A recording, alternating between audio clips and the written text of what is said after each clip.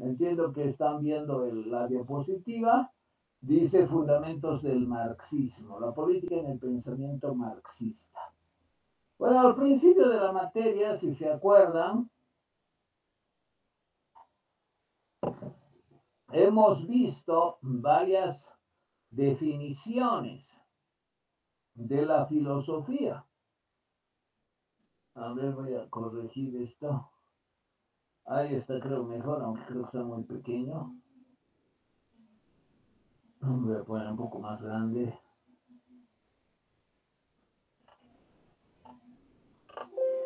Ahí está, creo, el tamaño más conveniente. Bueno, tenemos aquí varias definiciones de la filosofía. Y cabalmente son los marxistas. Aquí tenemos Marx y Althusser, que es su seguidor,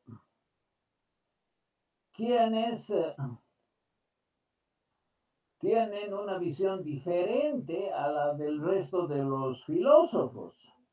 Por eso también la concepción de Marx de que los filósofos interpretan el mundo cuando de lo que se trata es de transformarlo.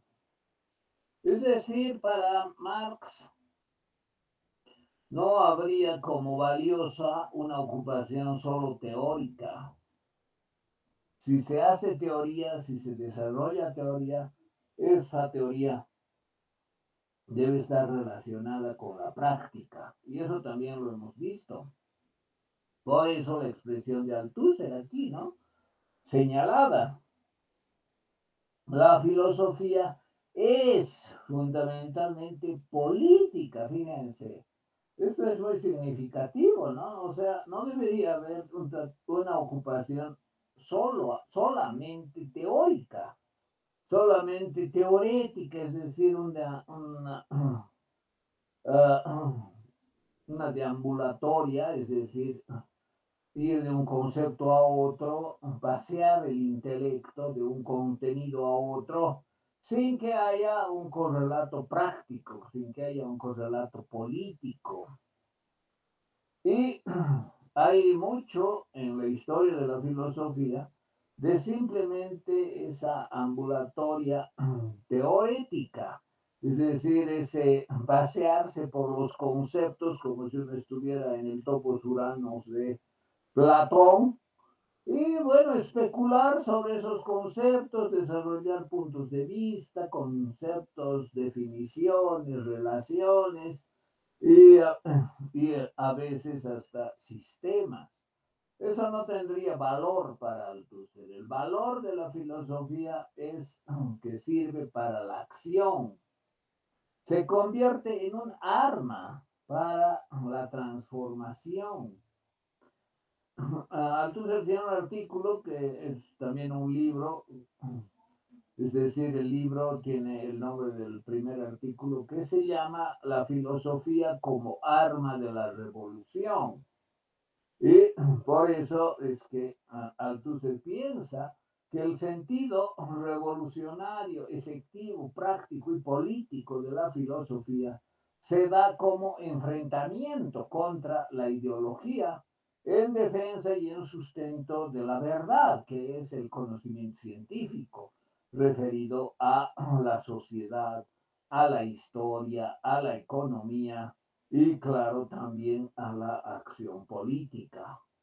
Entonces, la lucha en la teoría de los que tienen una actitud científica es contra los ideólogos de la filosofía, los que ven las cosas al revés o los que deforman la imagen del mundo y que son los ideólogos. Entonces, los filósofos comprometidos con el cambio, con la revolución, deben enfrentar, destruir y aplastar todo tipo de teoría que es ideológica, que es falsa, que es una visión distorsionada de la realidad. Esa es la lucha de clases en la teoría. Y esa es la filosofía, fíjense, eso es lo que dice, representa la lucha de clases del pueblo en la teoría. Y quienes lo hacen son quienes sostienen posiciones científicas, no ideológicas. el tema de la ideología en Althusser es, siguiendo a Marx, la concepción de sostener una visión errada de la realidad, es decir, el cientista social, el escritor, el que analiza, el científico también podríamos decir, no es un ideólogo, sino es alguien que descubre que los ideólogos son las personas que distorsionan la realidad.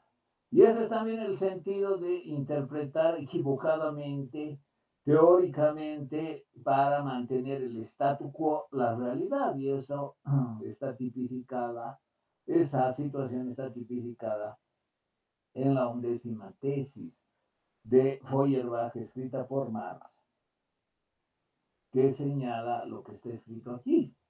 Los filósofos se han limitado a interpretar el mundo de distintos modos cuando de lo que se trata es de transformarlo.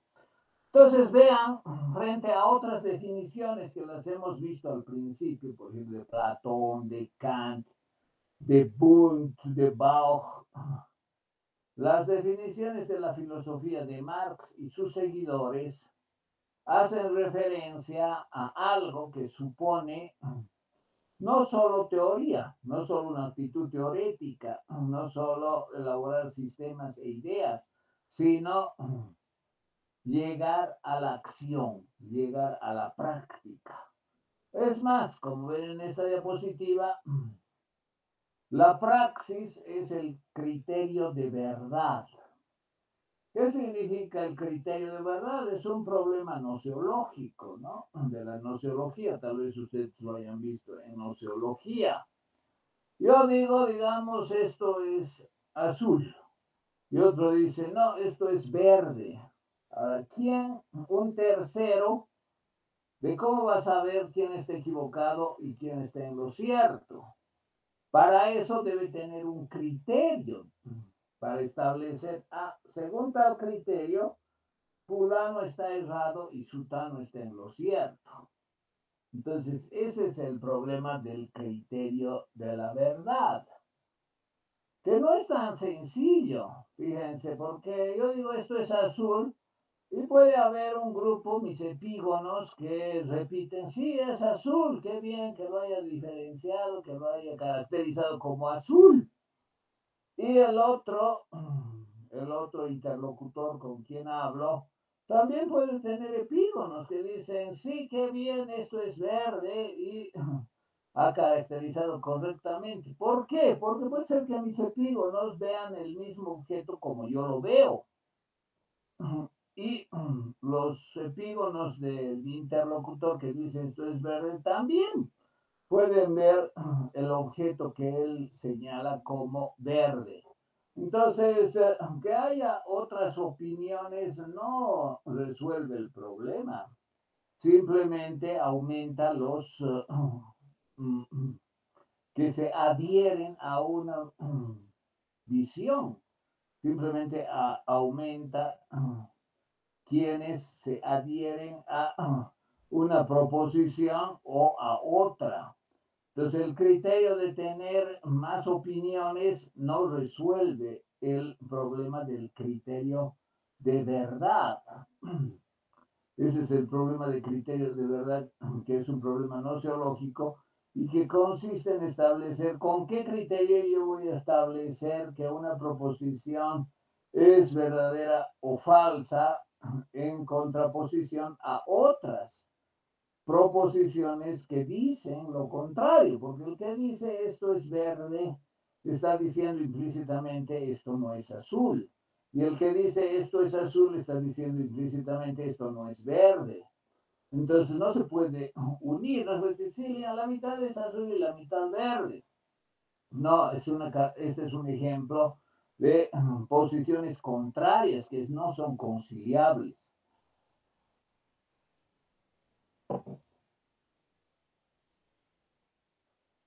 Entonces, ¿cuál es el criterio? Este criterio que les digo, acudir a otras percepciones, a otras posiciones es el criterio que se llama de intersubjetividad. Y cuando se apela a muchas otras opiniones, y digamos que el 90% dice sí es verde, de unas 100 opiniones, y solo 10 dicen sí es azul, entonces se puede establecer que muy probablemente sea verde y que quienes que dicen que es azul están equivocados, simplemente teniendo en cuenta la cantidad de opiniones. Pero eso tampoco es seguro, porque durante 2500 años, por ejemplo, todos aceptaban que la Tierra estaba quieta y el Sol se mueve. Es más, el que decía lo contrario podía ser brutalmente castigado por la Iglesia. Y hay casos, ¿no? De quienes el propio Galileo tuvo que retractarse de decir la Tierra se mueve y fue humillado. Entonces, el poder se emplea para establecer proposiciones. Y aunque alguno tenga una posición diferente, por ejemplo, Galileo siguiendo a Copérnico, también las instituciones, también hay formas de evitar que las opiniones discrepantes con la verdad oficial se difundan, se expresen, se argumenten. Entonces, que es el 99% de la población que decía durante 2500 años la Tierra está quieta y el Sol se mueve, el criterio de la intersubjetividad, tampoco es definitivo, no quiere decir que esté en lo cierto, no quiere decir que sea la verdad lo que dice el 99,99% de la población, porque pueden estar equivocados y de hecho estuvieron equivocados. Y no por unos cuantos años, no por unos cuantos siglos, por 2 milenios y medio, fíjense, incluyendo a grandes autores, filósofos, astrónomos. Entonces, la verdad, es decir, quién es entre dos proposiciones, esto es azul o esto es verde, no depende del número de epígonos que sostengan, sí, esto es verde, u otros que digan, sí, esto es azul. No, no es cuestión de mayoría. La verdad no es cuestión de mayoría, aunque algunos sostienen el criterio de la intersubjetividad como un criterio válido, pero tiene estas limitaciones. Hay contraejemplos que muestran que la mayoría no es la que tiene siempre la razón. Y hay situaciones en las que defiende la mayoría errores y puede estar de acuerdo con brutales defensas que lleven incluso a matar o a torturar o a coaccionar a los pensadores científicos, filósofos, etcétera. El caso de Galileo, por ejemplo, ¿no? Bueno, entonces, ¿cuál es el criterio válido? Criterio de la verdad. El marxismo, dice, es el criterio de la praxis y eso está relacionado con su idea de la filosofía. Todos los autores que aquí definen la filosofía, a excepción de los marxistas, suponen que el filósofo deja intacta la realidad. Es decir, conocer la realidad no es transformarla. Conocer la realidad es descubrir lo que esencialmente es, siendo la realidad, siendo el objeto estudiado el mismo antes de que fuera conocido por el sujeto. Es decir, que el sujeto conozca al objeto significa que el objeto se queda intacto, incólume, no es transformado, no es cambiado. Y el sujeto va a formar en su conciencia una imagen correspondiente con el objeto. Esa es la idea tradicional general que se tiene sobre el conocimiento, sobre la forma como el sujeto aprende, es decir, incluye una imagen del objeto en su conciencia y esa imagen corresponde en sus rasgos a lo que el objeto tiene en la realidad. Pero sigue el problema, ¿no? Bueno, eso yo lo veo azul, y aquí el interlocutor que está hablando conmigo lo ve verde. Entonces, yo entiendo que yo lo veo azul y entiendo también que él lo ve verde. Entonces, ¿quién tiene la razón? ¿Quién está viendo el objeto tal cual es? O dicho de otra manera, al final, ¿cómo es el objeto? ¿Es azul o es verde? Ese es el problema del criterio de verdad. ¿Con qué criterio yo voy a decir? El sujeto A está en lo correcto, es verde, y el sujeto B está equivocado, no es azul. ¿Con qué criterio? Ese es el problema del criterio de la verdad. Y contra el criterio de la verdad establecido como la intersubjetividad, hay otro criterio que también, bueno, hemos visto este criterio de la intersubjetividad que tiene objeciones. Hay otro criterio que es el criterio marxista, que es el criterio de la praxis. Y eso cambia el sentido de la filosofía que se ha dado hasta Marx. Porque hasta Marx, como él mismo dice, todos definen la filosofía como un conocimiento que no cambia la realidad. Es decir, yo señalo esto es así y descubro una esencia, por ejemplo, de la misma filosofía, como por ejemplo decir la filosofía es el conocimiento por medio de conceptos, conocimiento racional, y todas estas definiciones, estos conceptos, no dan lugar a modificar el objeto estudiado. En cambio, para el marxismo no es así. Es necesario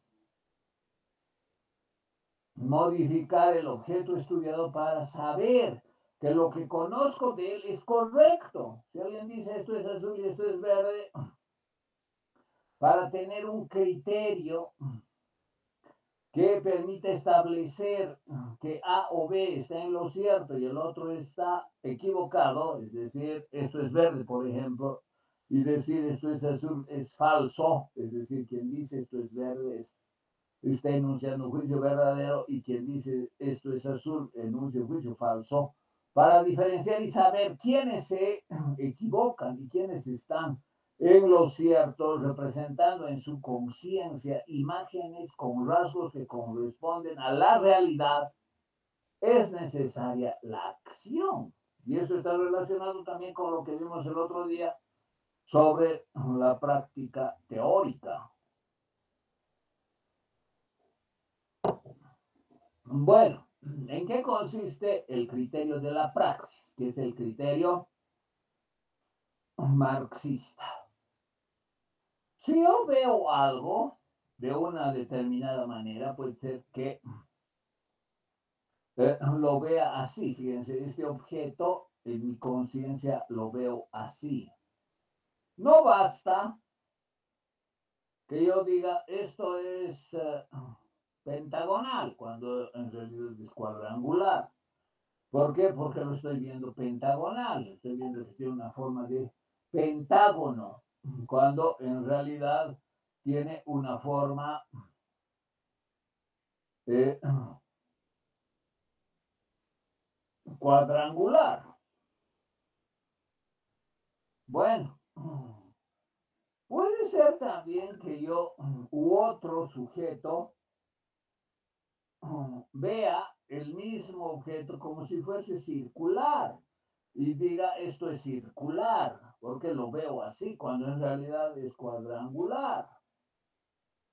Ahora, digamos, somos dos sujetos que vemos de una u otra forma. Para saber quién se equivoca, hay que trazar, según el criterio de la praxis, la transformación de lo que yo veo como lo veo. Es decir, lo veo así, con estas características. Es un pentágono, pero es un pentágono, digamos, rugoso. Entonces yo lo voy a transformar en un pentágono liso.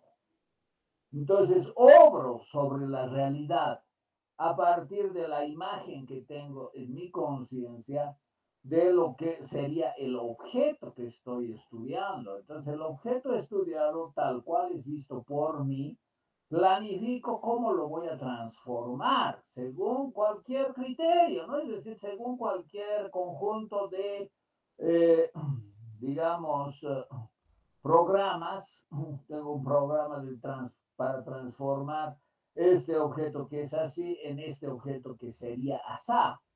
Es decir, yo lo veo un pentágono rugoso y lo voy a transformar en un pentágono liso. ¿Y qué es lo que va a transformar? Ese objeto de la realidad. Entonces tengo que actuar sobre él, que digan el cursor, ¿no? Tengo que actuar sobre él de manera que lo transforme en lo que planifico que debe ser. ¿Qué debe ser? Un pentágono liso. Muy bien, como va a ser un pentágono liso y suponiendo que es un pentágono rugoso, yo voy a hacer ciertas acciones para que lo conviertan en un pentágono liso. Pero cuando empiezo a actuar sobre el objeto, resulta que no puedo transformarlo en lo que he planificado que debe transformarse, que es un pentágono liso. Entonces, veo que el cambio es inviable y me doy cuenta que mi conocimiento inicial de haber supuesto de que este objeto era un pentágono rugoso es errado. Este objeto no es un pentágono rugoso y por eso no puedo convertirlo actuando sobre él, actuando sobre sus características en un pentágono liso. Entonces ahí el criterio de la praxis me ha mostrado que mi conocimiento inicial de haber concebido a este objeto como un pentágono rugoso es errado. Lo mismo va a pasar con otras apreciaciones del objeto erradas. Yo lo veo a este objeto como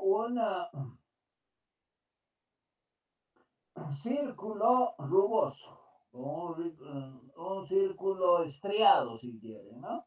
Y lo voy a convertir en un círculo liso. Lo veo como un objeto que es circular y estriado y lo voy a convertir en un círculo liso. Actúo sobre el objeto que estoy estudiando, sobre este objeto, quiero convertirlo en un círculo liso según mi programa de transformación a partir de la información que tengo de cómo es y de en qué quiero convertirlo. Y resulta que no puedo hacerlo. Entonces descubro también que el cambio es inviable y que el conocimiento previo que tengo de este objeto, considerándolo de esta manera, es errado, porque no es circular. Bueno, y a la persona que tiene un conocimiento verdadero del objeto, un tercer sujeto que lo ve como un objeto cuadrangular con algunos peces dentro, digamos que eso sea, con las imágenes de unos peces, eso es lo que ven aquí, y quiere transformarlo en un objeto sin ninguna figura, sin ningún pez, objeto cuadrangular, liso, obra sobre el objeto, sobre lo que tiene aquí, y resulta que logra transformarlo, que logra hacer desaparecer la imagen, la figura de los peces y se convierte en un objeto cuadrangular liso, llano, sin imágenes, sin figuras. Y ese es el cambio consumado. Y eso significa que el conocimiento ha sido inicialmente correcto. Este es un objeto cuadrangular con figuras de peces. Yo lo voy a transformar en un objeto cuadrangular sin imágenes de peces. Y eso he podido hacerlo, supongamos que he lijado este objeto que si fuese de madera y he obtenido un, objeto que expresa el cambio consumado según el, la imagen inicial que tenían de un objeto cuadrangular. Y por eso, porque se ha consumado el cambio, es que la praxis me indica, es decir, la acción sobre el objeto me indica que mi conocimiento inicial de objeto cuadrangular con figura de peces era correcto. Es decir, ese conocimiento era correcto. Muy bien. Ahora, ¿esto cómo se aplica a la política? Fíjense, es muy fácil, ¿no? El revolucionario que quiere cambiar el mundo tiene que partir de una imagen correcta de la realidad en la que está. Si parte de un conocimiento errado de la realidad en la que está, lo que va a querer cambiar no se va a realizar. El revolucionario, es decir, el filósofo que usa la filosofía para enfrentar a los ideólogos. ¿Quiénes son los ideólogos? Son estos, los que tienen imágenes distorsionadas de la realidad. Y al final terminan consolidando el statu quo o status quo. ¿Por qué? Porque como no pueden cambiar a lo que quisieran cambiar, el objeto se queda como siempre ha estado, como siempre ha sido. En cambio, los revolucionarios que tienen una imagen de la realidad en su conciencia,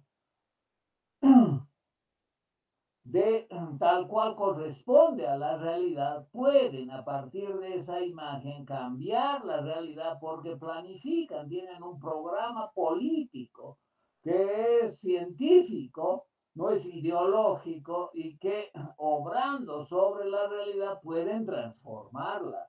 De manera que el revolucionario logra sus expectativas de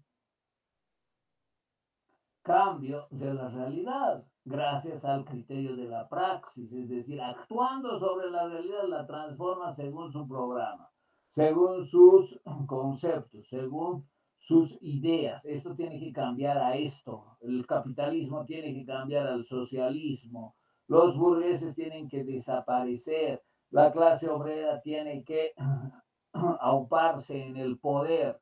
Y así sucesivamente, los cambios revolucionarios se dan gracias a que tiene el filósofo, el político, el revolucionario, una imagen correcta, objetiva, correspondiente con la realidad.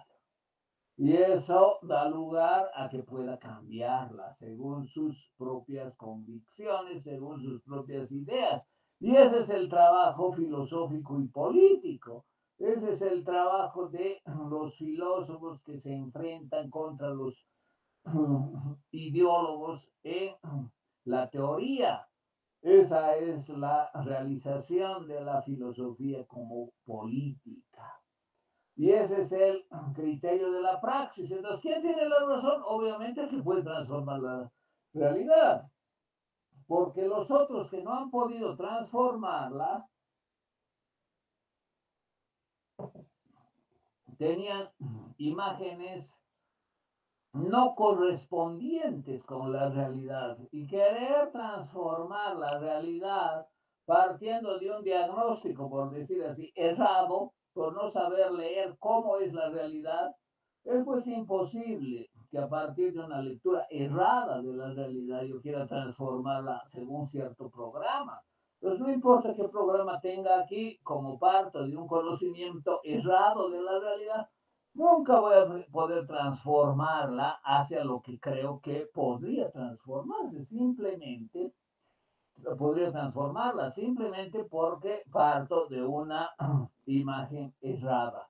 Y los revolucionarios que no son ideólogos, que son científicos, que tienen la visión objetiva de la realidad, los filósofos marxistas, los políticos marxistas, teniendo una lectura científica objetiva y verdadera de la realidad, entonces pueden transformarla según el programa. ¿Qué programa? Obviamente el programa marxista del cambio del capitalismo al socialismo, y eso es factible, solo eso es factible. Lo demás es inviable, y ese es el criterio de la praxis, que supone acción en la esfera teórica, pero también acción en la esfera política, es decir, en actuar sobre el objeto, sobre la realidad para transformarlo. Y eso se da de manera factible gracias a la lectura correcta de la imagen que se tenga de la realidad.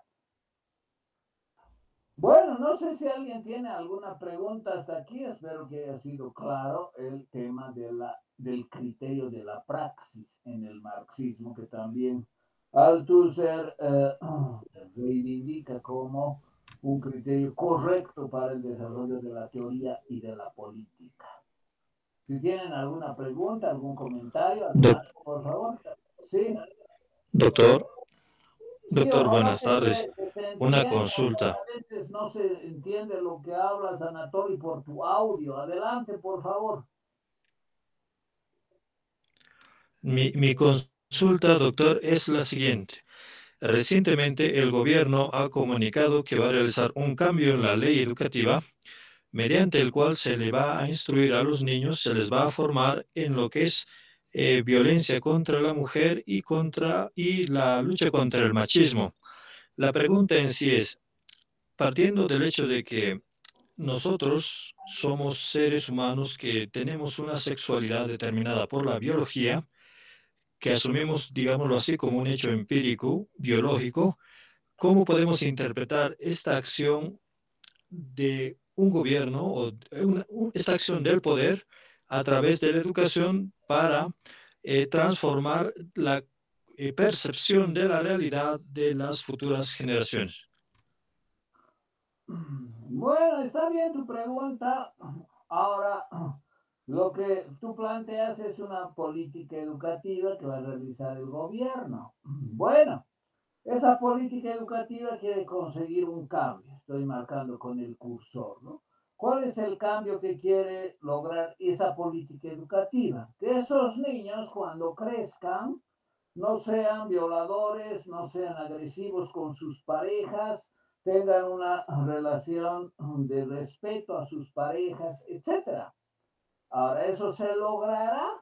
Es posible que mejore, ¿no? ¿Por qué? Porque la realidad es que no se les enseña eso. Ahora, ¿eso es correcto? ¿Está correctamente visualizado por el gobierno que no se les enseña? Sí, posiblemente sí. Tal vez se les enseña ocasionalmente, pero ya querer hacerlo con la introducción en el currículum de alguna asignatura, con algunas actividades extracurriculares, etcétera, eso supone tener un plan de cambio. ¿Cuál es la situación entonces objetiva? Que hay una gran cantidad de feminicidios, que hay un porcentaje con la población, ¿no? Que hay una gran cantidad de eh, acciones agresivas sobre las mujeres. ¿De quiénes? De los jóvenes, de los que están en los últimos cursos de secundaria, de los que ya son bachilleres, de los que ya son universitarios, de los que ya son profesionales. Entonces, el objeto de estudio, ¿cuál es? La gravedad del feminicidio y de la agresión a las mujeres por parte de sus parejas o sus exparejas. Ahora, puede ser que efectivamente eso se deba en alguna medida a que esas personas no hayan recibido una formación en la escuela, en el colegio, que les enseñe a respetar a su pareja. Entonces, si yo leo bien la realidad y efectivamente hay esa Doctor, situación, un momento, y planifico cambiar esa situación de manera que las próximas generaciones de jóvenes, de adultos, hayan recibido en la escuela una formación que les enseñe a respetar el cuerpo, la vida de sus parejas. Es posible que actuando en la realidad, ¿cuál es la realidad? Evidentemente el escenario educativo, hacer aprobar la ley, y desarrollar nuevas asignaturas que den lugar a que se les enseñe eso, capacitar a los maestros, a los profesores, de que para que enseñen apropiadamente esos contenidos y cuando esas políticas se implementen, no solamente permanezcan en el papel, sino sean políticas que se implementen capacitando a los maestros, etcétera, es posible que cambie dentro de unos años, digamos dentro de 10 años, las tendencias, los porcentajes de feminicidio, de abuso, de agresión de los hombres sobre sus parejas. Entonces, este esquema, desde el punto de vista del Doctor, praxis, se aplica así. Sí, adelante. mi observación radica en el punto de que, al parecer, el punto de vista que ha asumido el gobierno es el de la ideología feminista. Ahora bien, creo que es conveniente preguntarnos si la ideología feminista es científica o si sus conclusiones son científicas y son prácticas para este tipo de cambio, dado que las causas de lo que se llama feminicidio, que antes se llamaba crímenes pasionales, no se explican por esta definición de que el hombre mata a la mujer solo por el hecho de ser mujer, sino que hay causas pasionales de pareja muy ingentes dentro de estos fenómenos que literalmente esta ideología no considera. No considera la causa que impulsa a los hombres a cometer este tipo de delitos. Hablamos no solo de hombres con falta de formación, sino de personas perfectamente educadas, centradas, que en algún momento pierden el uso de sus facultades racionales, típico de una, digamos, de una relación caótica de pareja o de la infidelidad propiamente. En otras palabras, pienso yo que esta es una incursión de adoctrinamiento que no obedece a un interés legítimo, sino más bien a la implementación de una política, digamos, de forma arbitraria. Muchas gracias. ¿Alguien quiere comentar lo que dice su compañero?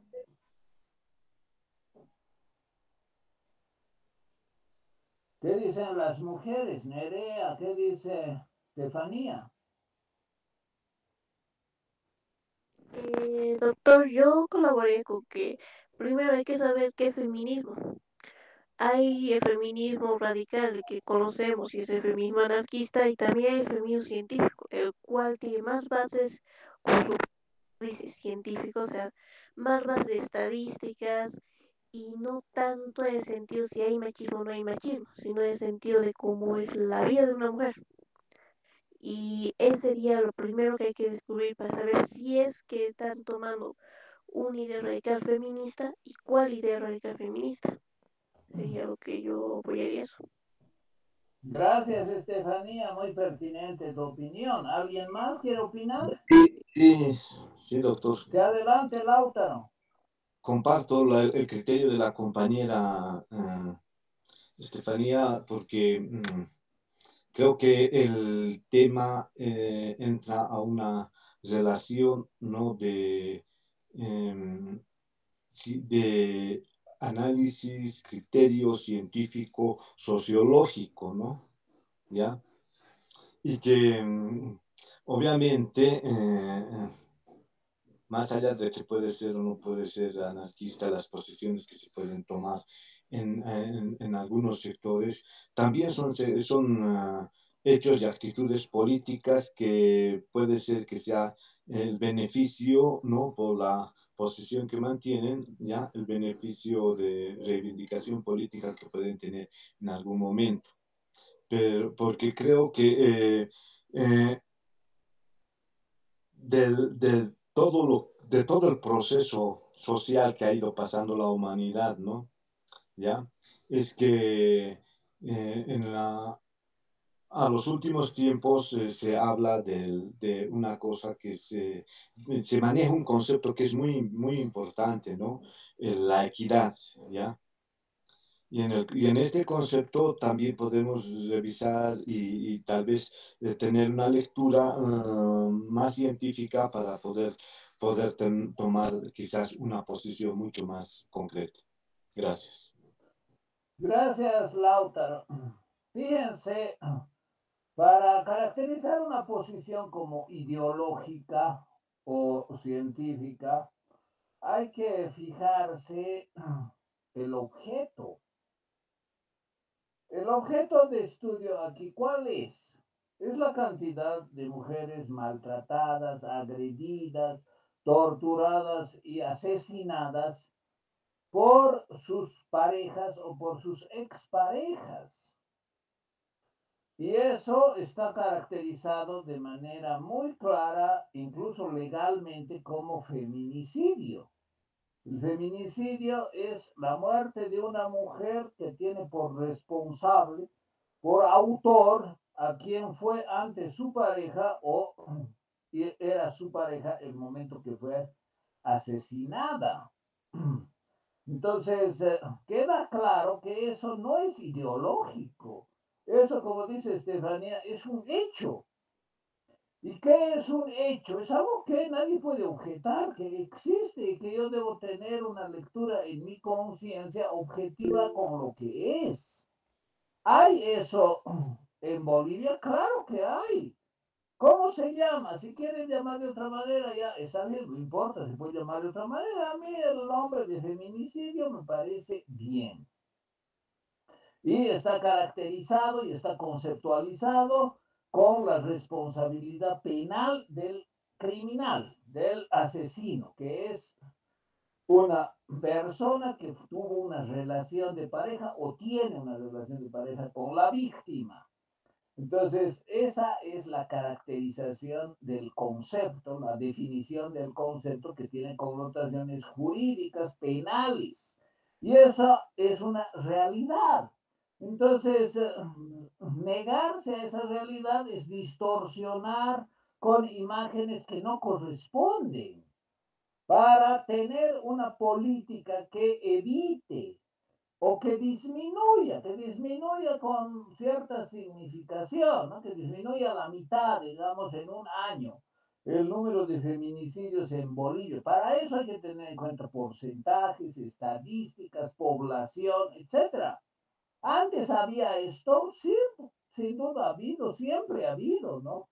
Pero últimamente se ha agudizado el problema, y no solo en Bolivia, sino en todo el mundo. Entonces, y claro, con el movimiento de las mujeres que reivindican sus derechos, su derecho a la vida, etcétera, hay también grandes movimientos en contra de los asesinos que matan a sus exparejas o a sus parejas, por el motivo que fuera, por su inseguridad, por celos, por lo que sea, pero cometen un acto criminal y eso es un hecho.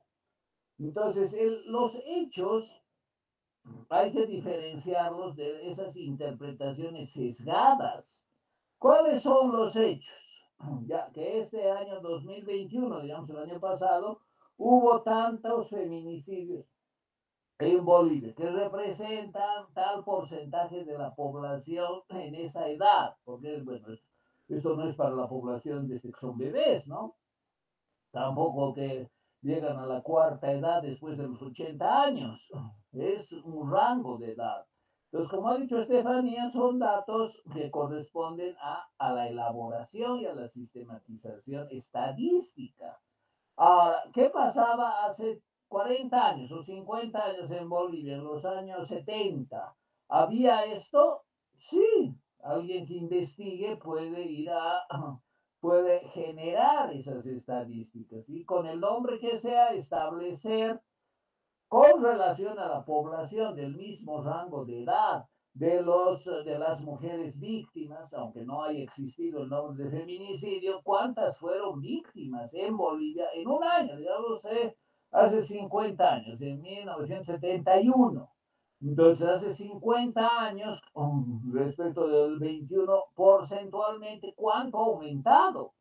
Entonces, se puede obtener de esa manera el incremento del feminicidio en Bolivia en los últimos tiempos. Ahora, cuando se dice que se va a formar en el colegio para que las personas que puedan cometer ese delito, ese asesinato, cuando sean mayores, no lo cometan, a mí me parece una buena política. ¿Por qué? Porque aquí no se trata de decir, ah, sí, tiene un doctorado, entonces ese no es feminicida. Cualquiera puede ser feminicida. No estamos hablando del título eh, ni del nivel académico de una persona, estamos hablando de su formación para no ser un criminal. Y eso puede desarrollarse gracias a que, Doctor, ¿sí? una consulta. También podría volver el estado psicológico de la persona, porque puede tener el título que quiera, pero aún así su estado psicológico puede causar un feminicidio. ¿Por qué? Claro, o Por sea, un esta asunto política sentimental. educativa no va a garantizar que desaparezca el feminicidio, ese no es el propósito. Que se plantea políticas públicas para lograr la desaparición de problemáticas complejas, no entiende lo que son las políticas. Las políticas públicas son para mejorar, para aminorar, para disminuir, para aumentar. En este caso, ¿de qué se trata? De que todos reciban formación en el colegio, en la escuela, que les enseñe a no ser machistas, que les enseñe a respetar a la mujer, que les enseñe a respetar la libertad y el cuerpo de la mujer. Y si no quiere estar con fulano, tiene la libertad de no de hacerlo, es decir, de no estar con fulano, etcétera. Entonces, no quiere decir que las políticas van a funcionar como un remedio, una panacea a una problemática compleja, porque puede haber, como tú dices, creo que ha hablado Estefanía, otros factores que por mucha educación que reciba formal, estamos hablando de la educación formal reglada, no estamos hablando de la educación informal que se puede dar en las redes sociales, no, estamos hablando de la formación que se da en la educación reglada, es decir, en el primero, digamos, quinto de primaria, cuarto de primaria, etcétera.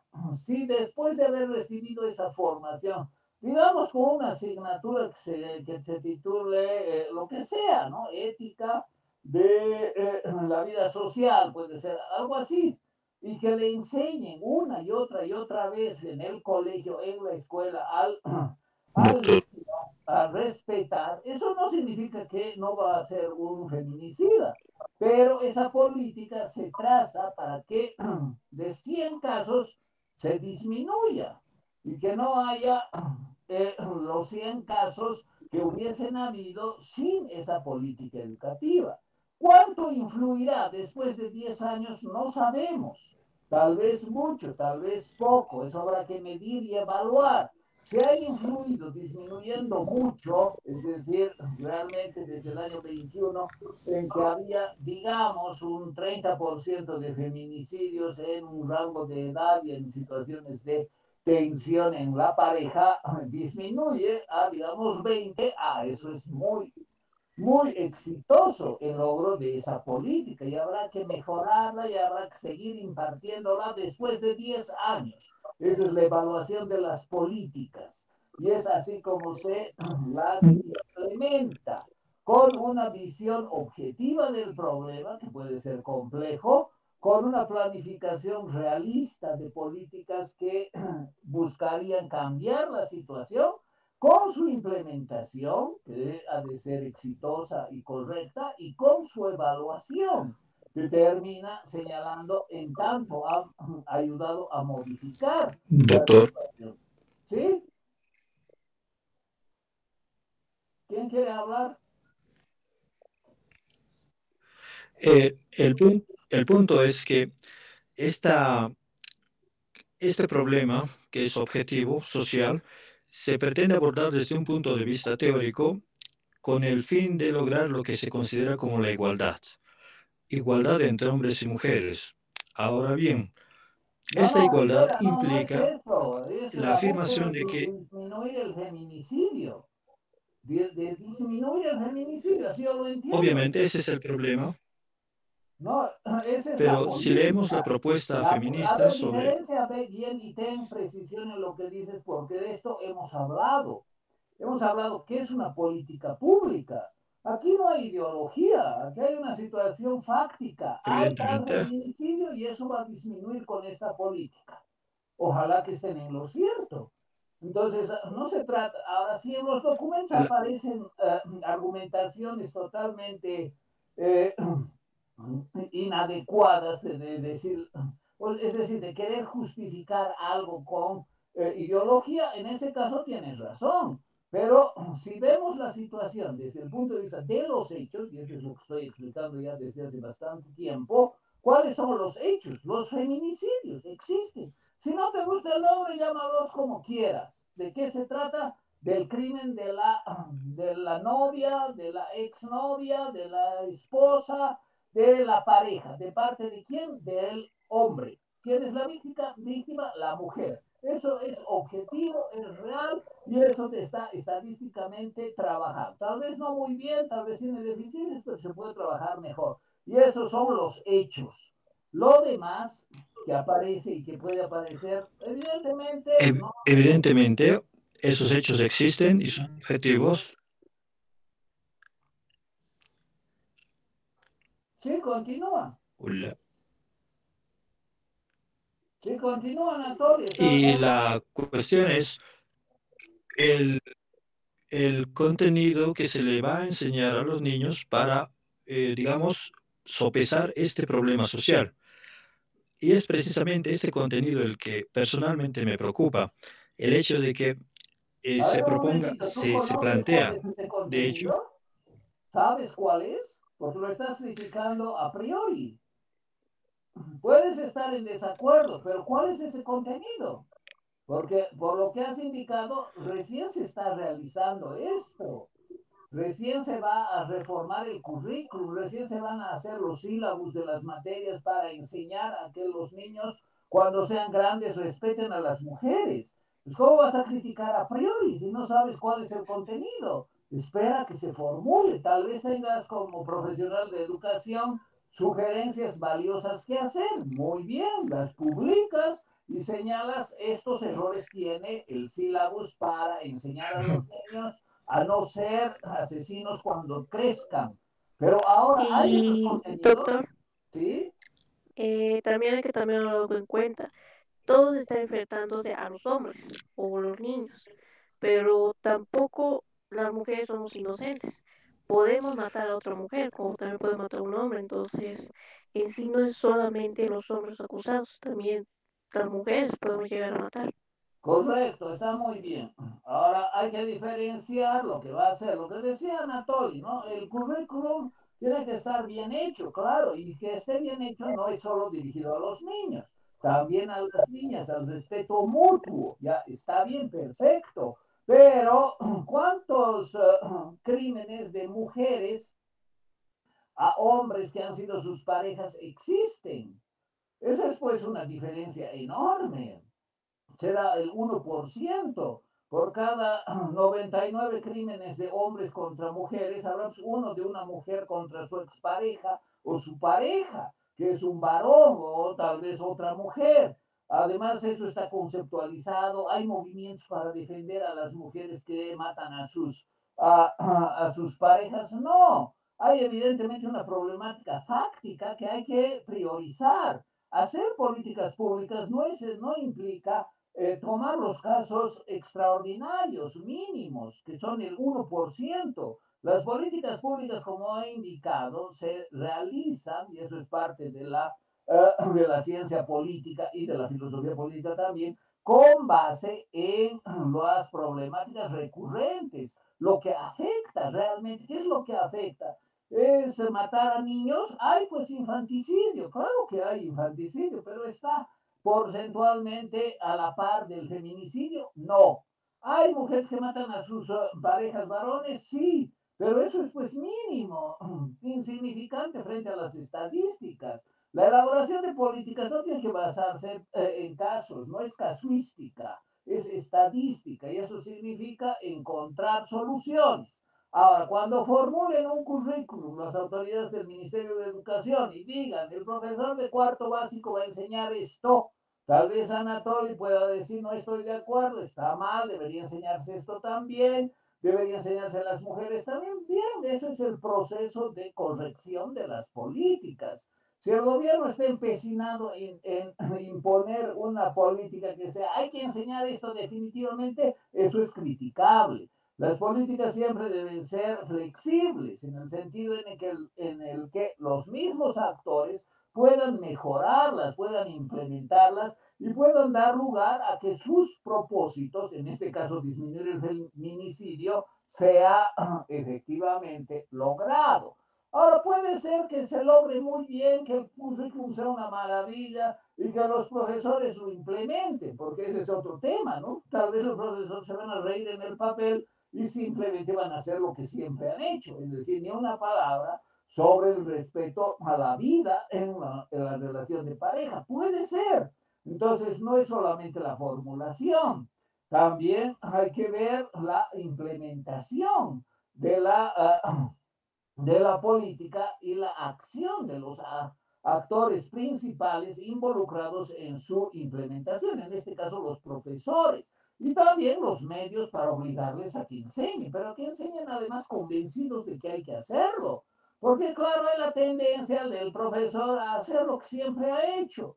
No son reacios a las innovaciones curriculares, son reacios al mayor esfuerzo, porque van a tener que formarse, van a tener que conocer, van a tener que elaborar un sílabus que les permita, según la edad de los niños, el nivel, el grado, etcétera, aplicar contenidos que después tengan un resultado a largo plazo, a mediano y largo plazo, no es algo inmediato. Entonces eso hace más complejo y posiblemente los resultados sean también menos expectables, es decir, no ayude mucho en rebajar el feminicidio, porque los profesores aplicaron mal, porque otros ni siquiera enseñaron, porque aparecieron las críticas antes de que se tengan los sílabus, porque dijeron que era muy ideológico, etcétera, etcétera. ¿Qué dices, Luis?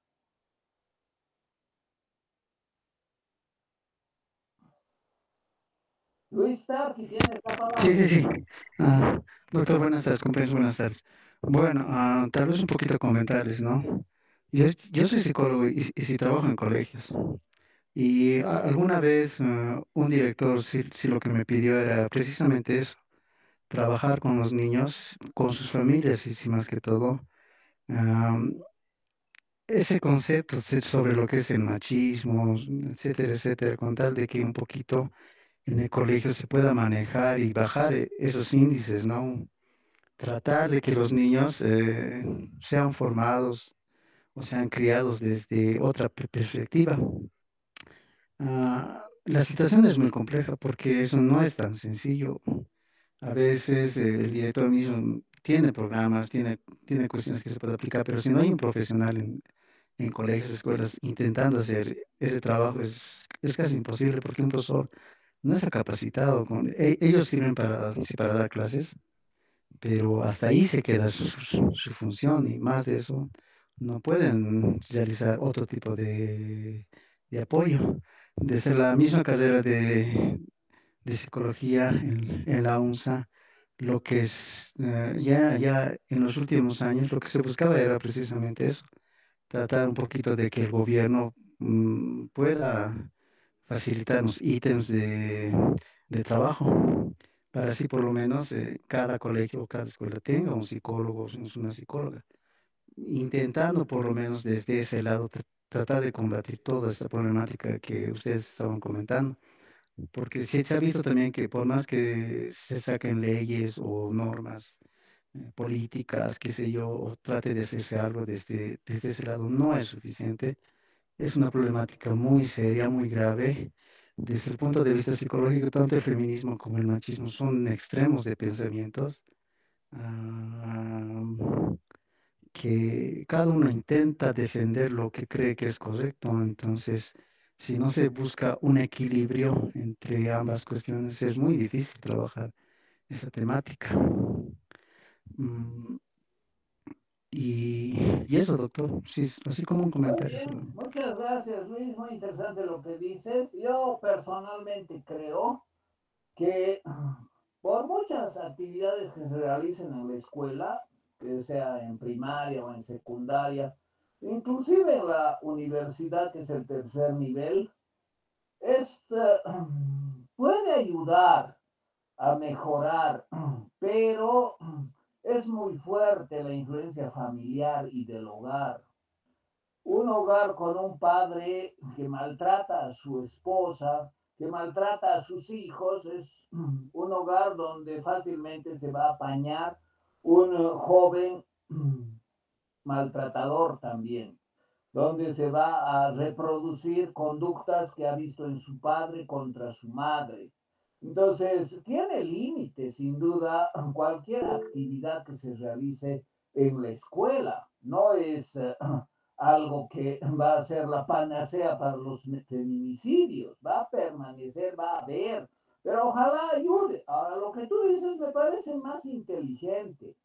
Más que establecer ya la asignatura de respeto de los derechos humanos, los derechos humanos, en todos los grados, que se lleve, como se llama, matemáticas, derechos humanos, no creo que sea aconsejable. Yo pienso que es mejor hacer actividades extracurriculares con la asistencia, con la dirección del psicólogo. Eso me parece fundamental, que haya actividades en todos los grados, en todos los años, de respeto al otro, y claro, en lo referido al otro sexo, ¿no? A la otra persona del sexo diferente, para comenzar a ver al otro de una manera respetuosa, digna, y que eso también dignifica a uno mismo. Entonces, realizar actividades regularmente me parece más inteligente que imponer un sílabus de una asignatura que se llame lo que sea. Y en ese sentido le doy la razón a Anatoly, ¿no? Porque directamente se piensa que va a ser mejor con una asignatura. Tal vez haya que ver otras alternativas que ya estaban establecidas, es cierto, pero que el gobierno no da los recursos, como tú dices, José Luis, ¿no? Debería dar los recursos para tener ítems, para tener psicólogos. Los psicólogos deberían impulsar, no sé, digamos 3 o 4 convivencias al año en cada grado, en cada paralelo, que enseñen efectivamente de forma dinámica, con dinámicas de grupo, que también les gustaría a los chicos, ¿no? A respetarse unos a otros y especialmente respetar la vida, los derechos de las mujeres, que eso lo hagan los varones. Bien, ya estamos llegando a la hora. Te doy la palabra para que cierres esta sesión, estimada Nerea. Adelante. Querías hablar, Sí, ¿no?